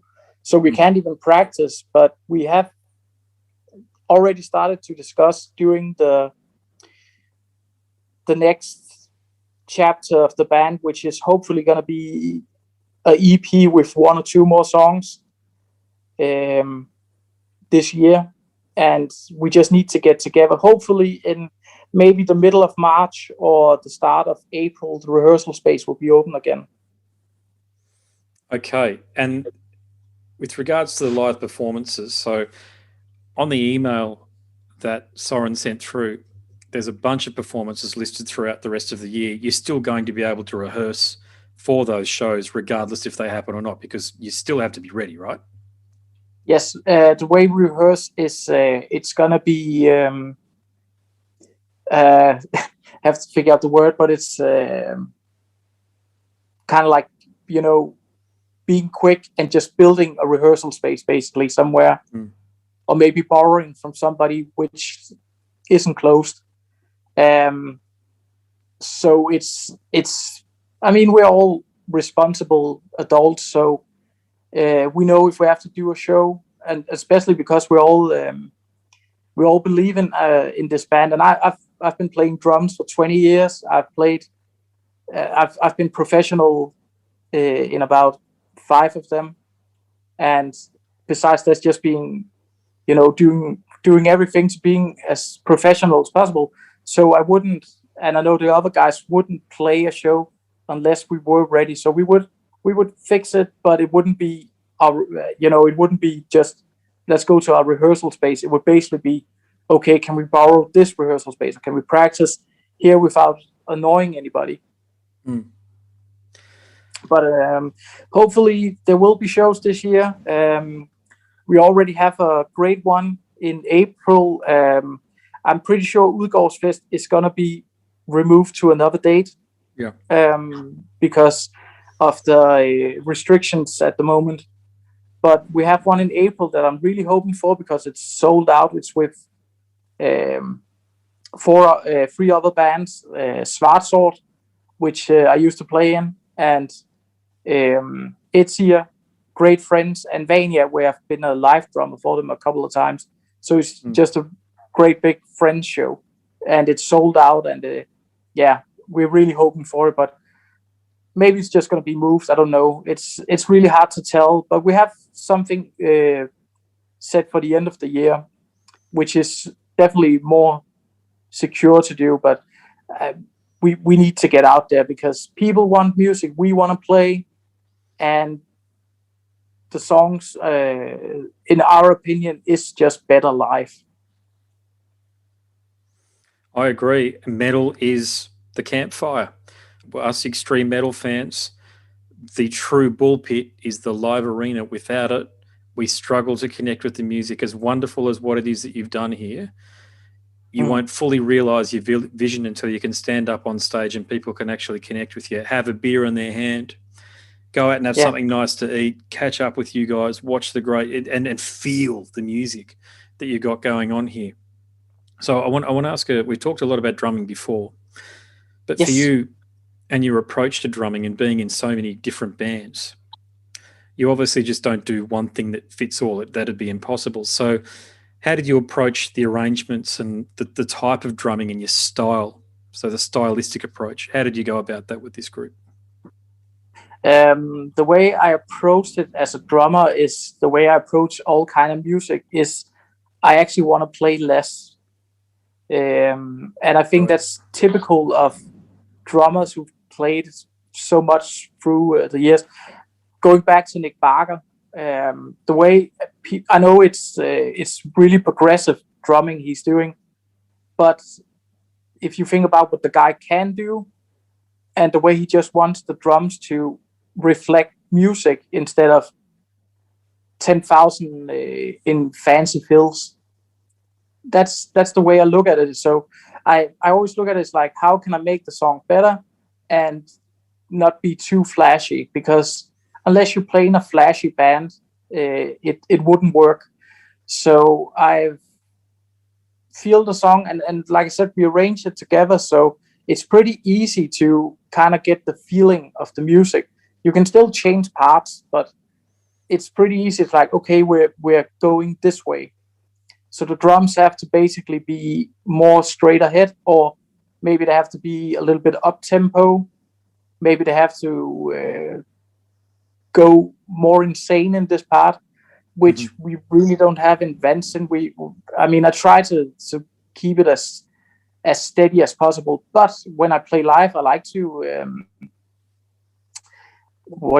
spice it up a bit sometimes. Feel the groove of, feel the groove of the audience, feel the groove of the band. I enjoy drummers who do the exact same thing every night. And if I'm playing with bands where I need to do that, I do it. But I also really like the feeling of, it really needs to get pushed. We play with a click when we play, not because we want to be as tight as possible, but it's actually because when we're 7 people on stage, to make sure that everybody is locked in, it's better to be sure that the tempo is exactly the same, but still with open spaces. So if Morten, the bass player, decides to do something it wouldn't fuck up the rest of us. Yeah. With artillery, were you in line to come down to Australia when they came down at the beginning of 2020? No. I was just doing the fill-in year with 2 other drummers, due to one of my close friends is Josh, and he had some things he had to take care of with work, and he has family in the US. So they basically just called me up and asked me if I could do a festival in Germany, quick fill-in. And I basically just learned the set, met up with them once. I mean, Artillery is a big band, so I know a lot of their songs by heart. And I've played with them at festivals, and Carsten, the original drummer, me and him are really good friends. And so I just flew to the festival, and I think maybe 2 weeks later, they called me and said, can I do some shows here? Can I do some shows there? And I actually ended up doing a whole European tour with them with 7 days notice. So it was a really crazy year, but the whole plan of the cycle I did with them, and Anders Grytter, the other drummer who helped them, was that we are just being there until Josh is ready, and he is ready, and he did the whole Australian tour. And as I just talked with him, I can't remember when right now, but he told me that Australia was absolutely insane. It wasn't, it wasn't like it was big crowds. It was big crowds, but it wasn't like festival crowds. It was maybe like 200-300 people, and they were just waiting for Artillery. So I'm pretty sad that I didn't get to do those, but hopefully someday I will go to Australia. Maybe not as going to play there, but just going there as a visitor. Yeah, either way, you'd be welcome, of course, because the thing about the extreme metal bands and the thrash bands, though, I can only talk about Brisbane. There's the same cohort of 200 people that go to every gig. We're there at most of the gigs, whether it's Corrosion of Conformity or Destruction. You see the same faces, and you don't know people. You just see their faces, and you sort of have a bit of a chat here and there. And because the state of Queensland, is probably about the size of half of Europe, I'd say, maybe even more. So you get people travelling from all over Queensland down to some of these shows in Brisbane when they occur. So there's a genuine brotherhood and sisterhood that goes on with heavy metal here. It does, unfortunately, and I've got to say this, and I made this point with Robin Robin Ferguson from South Africa. A lot of some of that camaraderie doesn't extend to the bands, and that's been my experience. It's one of the key reasons I don't play metal bands in Australia. It's I don't know what the hell it is, but it's very competitive. And I think it's competitive because it's such a small market. Other bands, great. That's why I play in the pop and the disco bands and the like, because it's easy. I can just turn up and play and talk about the football scores in my break. But I think a lot of the metal bands are competing for tiny, almost non-existent market share, and it can become a little bit cannibalistic. I've even had some shit talked about me. Not a lot, but I see it on social media, and it's not even hurtful stuff that they're saying, but my view has always been, you got to lift the scene up. We're trying to help. Don't talk shit about people. Don't be sarcastic unnecessarily. Support. If you've got something negative to say or what have you, when you feel strongly about it, send a direct message to somebody, but frame it in a way that is going to be meaningful and that they can use. Because there's an old saying, I'll only ever take criticism from someone from whom I'd take advice or seek advice. And I think most people are in that boat. So, but yes, just to round out the point, Artillery, I didn't get to go to the shows because my death knell, you see, when I spoke to Michael Stutzer, I said, I'll go to the show, which is the death knell straight away for me not to go to the show. Very hard to get out with kids and career and studies, those sorts of things. And the bands that I tend to make an absolute point of going and seeing are bands that I've been a lifelong fan of, like Corrosion of Conformity. I wouldn't have missed that one for the world. and I get to catch up with those guys in the flesh, which is very different to doing this. And I've got to say, everybody that I've ever met, man, from these great big touring bands like Corrosion, big for our neck of the woods, big for extreme metal and hard rock, they're all so cool, man. It's like you say with Nick and the people that you've met. You've no doubt met a lot of the same people that I've spoken to or pressed the flesh with, man. Everybody's just so cool, and it's such a joy to be part of that. It is. I've met so many of my heroes, not just because it was under the right circumstances. I know they're genuinely really nice people. Yeah, and they've been through the game. My old black metal band, we got to support Mayhem in I think it was 2014 on the 30-year anniversary tour, which was a big deal. And we met up with them, and I still talk to Hellhammer, the drummer. We call each other sometimes, and I mean, I've been listening to that guy. I've seen him in documentaries. It's surreal sometimes to actually can write him and say, Merry Christmas, at Christmas time, or Happy New Year. Yeah. And he replies and it's like, how you doing? Hope everything is well, and see you soon. And every time they play in Denmark, he always invites me to the shows.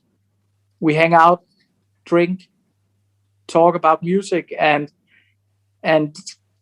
that kind of inspires me. And not because I'm famous in any way. I'm famous as a drummer, in the scene, like a guy you can use, but not as a popular person in any way.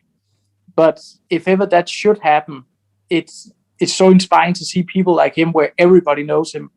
And he's a genuinely, actually all the guys in Mayhem were really nice. And didn't actually, when we were playing, they stood by the side, checked out a couple of songs. We also played with Dark Funeral, the old drummer Nils, who isn't in the band anymore. He mostly plays with 1349 every time Frost can play. Oh, wow, okay, yeah. Yeah, he plays in my old band shirts, and they're really supportive, so they're really inspiring. But thank God, I mean, in Denmark, of course, there's competition between the bands, and there's probably also some animosity between each other. But it's not like that they can't meet up at a festival. They maybe just don't talk to each other, and maybe they can say something, in the sideline. But thank God, it's such a small country that it would be stupid to actually be, hating on people or getting them to not play shows. It's like any other thing. It's okay that there's some competition, just as long as it doesn't go like you've had it, like people are writing about you on public forums, or canceling people's gigs because they don't want to your band to get some success. Thank God I haven't seen any of that. And I've been in a problem like everybody, where I was young and I could get jealous of some bands getting more success than my band, or somebody getting more attention. When you're young, it hurts, because you're kind of finding out who are you, and maybe you started a band when you were really, really young and you got success really quick. And then all of a sudden, this new band comes along 1 year later, and all the attention you had went straight over to them, and you get jealous. And you have to learn to accept that that's just the way it is. You can't always be the hot new thing. But instead of being pissed off or, talking, I guess, shit about them, embrace it. Embrace what's happening. Embrace that maybe these guys are making some amazing music. And I try to do that a lot, because I had a period where I was really bad at listening to new artists, because I was really into old school stuff. But then I just decided someday, for instance, Parkway Drive was something I wasn't really that aware of. I knew people loved them, but I didn't know what they were about. And I just started listening to them, and man, they're amazing band. Suicidal Silence, but it's some bands from Denmark that are doing really well at the moment. Actually, one of my favorites, check them out. It's called Møl. How do you spell that? It's the O with like that's thing between it. They're Nuclear Blast. They're on Nuclear Blast. Yeah, they just signed Nuclear Blast. I got the email of Great it. band. Yeah, fucking amazing band, and some of the nicest people I've ever met. And they're gonna go, get really big. We also have this other band called Based, which is the first Danish metal band, as far as I know, which is extreme metal that's gone mainstream. Yep. In Denmark, you're right. I mean, they're on TV shows. They're playing good, like they have Good Morning America. We have something like that in Denmark. They've played that. They play in award shows. They're selling out big venues, and they're like 20 years old, 25 years old, maybe. Which, they played Copenhagen in front of, I think, 20,000. They're really making it. I don't know how I know they're sorry. I know they're playing outside of Denmark a lot, and there've even been a documentary on the big main channel in Denmark, following them around on that tour. So, like I said, embrace it instead of just being, goddamn, why they're getting all the attention. I mean, it's a great band. I know why people like them. One of my favourite bands ever, I've got to say, is from Denmark, and hardly anybody knows of them. Black Income, like a rock and grunge band. Black Income, isn't that a band who won the Danish Rock Award? They might have. Henrik Thrain is one of the best songwriters I've ever heard in my life. He's a good bloke too, I've got to say. That album, Unsound, is, because I'm from the 90s, so I still got my roots. Before I got into black and death metal, I suppose I was into, well, it all happened at the same time, but I've got a soft spot for stuff like Stone Temple Pilots and Weezer and bands like that. Great bands. Some of them are very important bands, and I played a lot of their music, especially Stone Temple Pilots. And Black Income seemed like they've managed to distill the essence of Stone Temple, Weezer, Alice in Chains, Soundgarden into one band. But all of the best bits, not the boring bits or the bits that you could do without. And I don't know how he's done it. Henrik has done it, but he's just a brilliant songwriter. And I love listening to his stuff. But, of course, hardly anybody, certainly nobody in Australia. He gave me feedback that a lot of the positive vibes that he got, positive messages, were from Australia. But it just doesn't reach critical mass to a point where it can sort of get over the hill, and it sort of builds its own momentum and launches a career for him, which I truly wish would happen. It's not often that a Danish band actually breaks Australia in any way. One band we had, which was a pop rock band called Kick the Kangaroo. I remember them. Yeah, they toured here. Yeah, they were really big. Gotta say, maybe besides Volbeat and of course Merciful Fate and stuff like that. But yeah, as artists, it's okay. Lucas Graham, he's also pretty big there, as far as I know. But they did really well in Australia, and it was, as far as I know, the A market with getting picked up in limousines. Yeah, I remember he sounded like Jimmy Barnes. Have you heard of Jimmy Barnes at all? He was a singer of Cold Chisel and pretty much an Australian rock icon. And don't think I have, no. They talked about being influenced. I remember an interview with them where they talked about being influenced by his Heat album, and I could hear that. And to give you an idea, outside of Australia, a lot of people aren't familiar with what's called Oz Rock, because we have a lot of pubs in Australia, and through the 70s and 80s, that's where band earned their stripes. They had to perform live and had beer thrown at them, and you had to survive that. That was the scene. That was a circuit that you had to go through. So it developed this AC/DC spearheaded it. But then you had Cold Chisel, The Angels, Midnight Oil, Eurogliders, some of the more pop bands like them. But Kick the Kangaroo sounded like an Australian band. That's what it was. That's the interesting thing. That's I remember listening to them and thinking, shit, they could come from the inner suburbs of Sydney. Yeah, they were a great band. I actually did an album with the keyboard player, who is a famous producer in Denmark. Does and he does musicals too. And that's actually where I got. When I went to boarding school, I guess it's called. I heard about them, but it wasn't like a big thing in Denmark. But when I actually met him and we talked about it, he told me that Australia, that was just the best place. And he still, every time he thinks back on the band, it's like, wow, we were so big, and we played TV shows in Australia, and yeah, awesome. It was amazing. Yeah. Hey, just something you said earlier. You mentioned that you played with somebody in Marduk. Who was that you played with or performed with? Oh, I did. Devo, the bass player, the old bass player. So it wasn't B War, or I can't remember what his real name is, but his stage name was B War. No, his real name is Magnus. Yeah, I can't pronounce it, to be honest. I was looking at it online before, so I think I had it up, but it's gone. Yeah. But, yeah. I remember that bass player in Marduk, the one that used the pseudonym B War. Holy shit, he was so fast with his fingers too. I remember all of the bass players in Marduk have to be great. Have to be probably the best black metal bass players around, I reckon.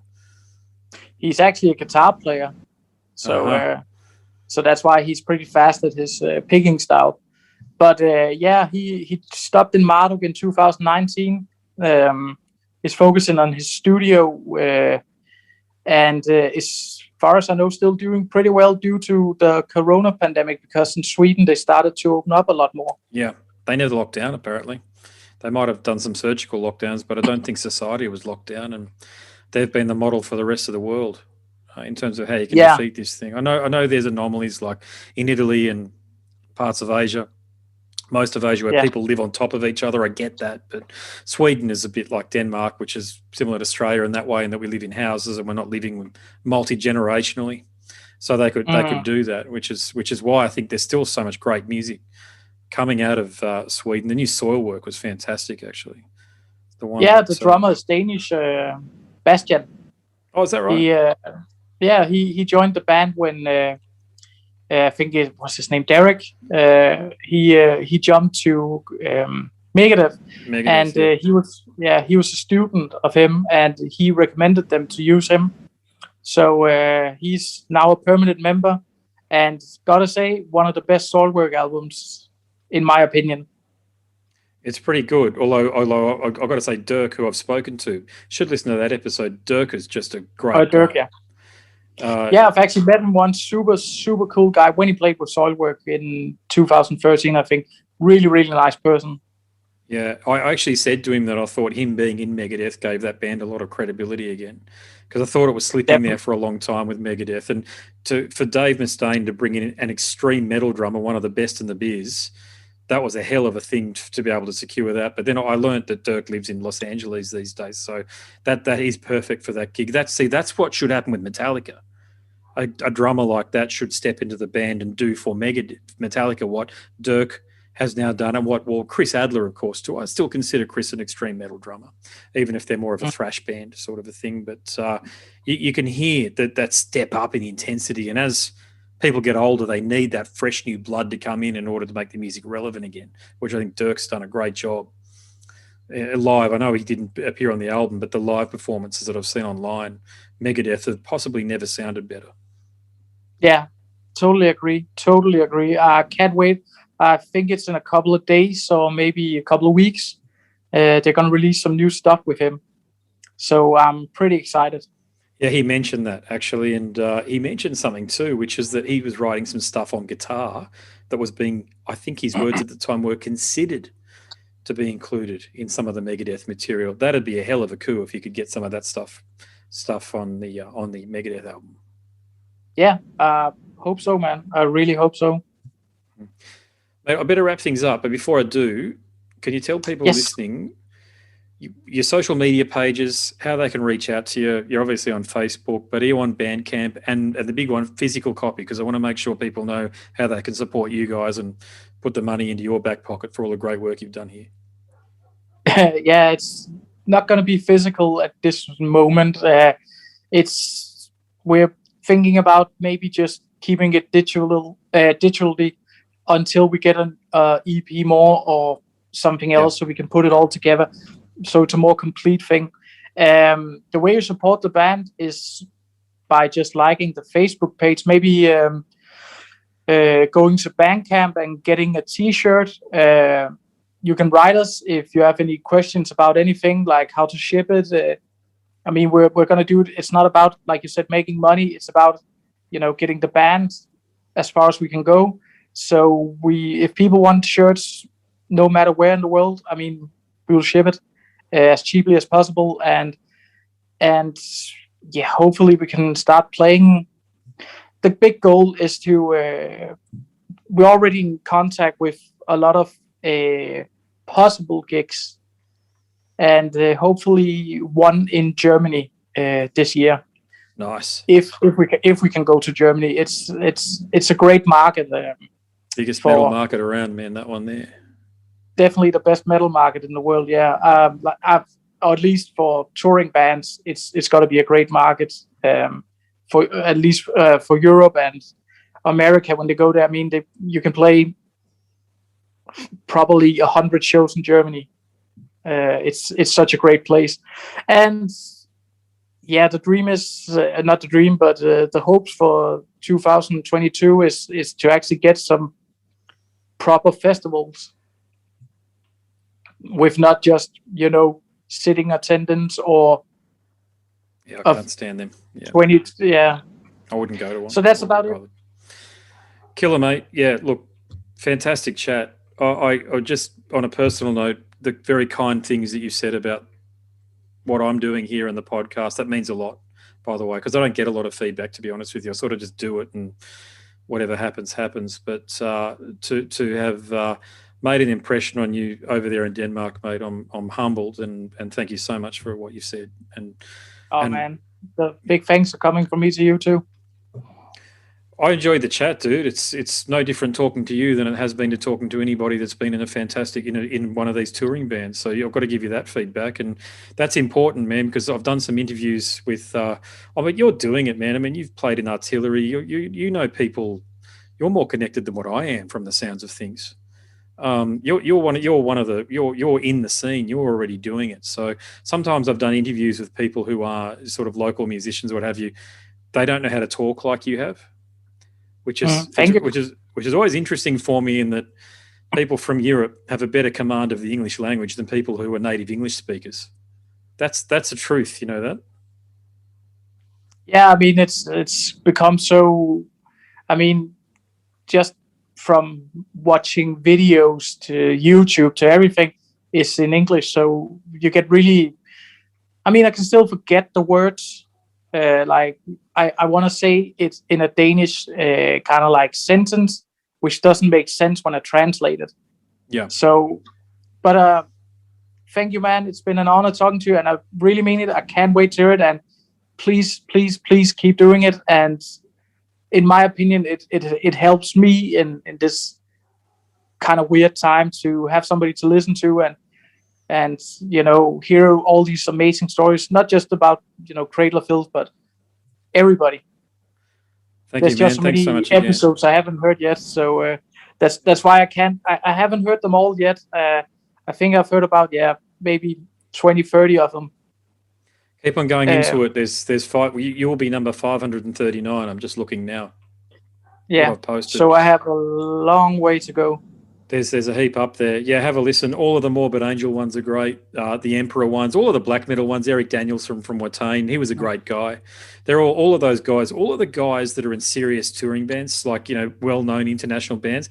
Every single one of them has been fantastic. So, and as you've picked up, man, I try to ask the questions that other people won't. So hopefully there's some new insight there. But otherwise, man, thanks so much. Thanks so much for going there and for allowing us to have a proper conversation. I appreciate it, brother. Thank you too. Have a nice day, I guess. No worries. You too, mate. Let's stay in touch. Okay. Bye. Thanks, mate. Catch ya. You have been listening to the Scars and Guitars podcast series, which syndicates for the A-List Online. My name is Andrew Mackay-Smith. That interview subject is Danish drummer Danni Jelsgaard from the group Vansind and a bunch of others. Thanks so much for tuning in.